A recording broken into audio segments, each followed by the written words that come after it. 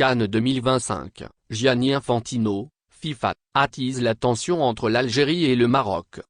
Le duel pour l'obtention de la CAN 2025 entre l'Algérie et le Maroc débouche sur une tension qui vient de grossir avec une publication de Gianni Infantino, le président de la FIFA. Ce n'est pas le grand amour entre les Marocains et les Algériens à l'heure actuelle. Grande nation de football sur le continent africain, les deux pays sont dans une lutte acharnée pour décrocher l'organisation de la CAN 2025. Grand favori pour obtenir l'édition 2025 de cette CAN tant convoitée, le Maroc semble avoir le soutien du président de la FIFA, Gianni Infantino, qui vient de frustrer l'Algérie de Mahrez.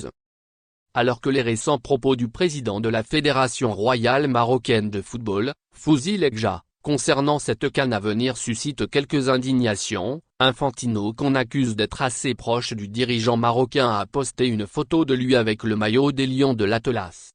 Avec ce qui laisse croire à un arbitrage clair du président de la FIFA entre les deux nations maghrébines qui convoitent ce tournoi majeur en Afrique, les Algériens fustigent une provocation délibérée et un message clair de soutien total de la part de la FIFA envers le Maroc, comme le souligne le média Fennec Football.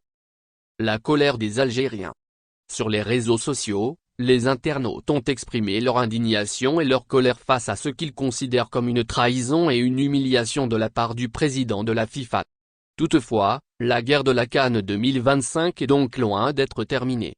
Une chose est certaine, le Maroc et l'Algérie du capitaine Mahrez vont continuer à se livrer une bataille sans merci pour obtenir le droit d'organiser cette compétition prestigieuse, qui représente un enjeu sportif, économique et politique majeur. Pour rappel, la prochaine édition de la CAN 2023 se jouera en Afrique de l'Ouest en janvier prochain.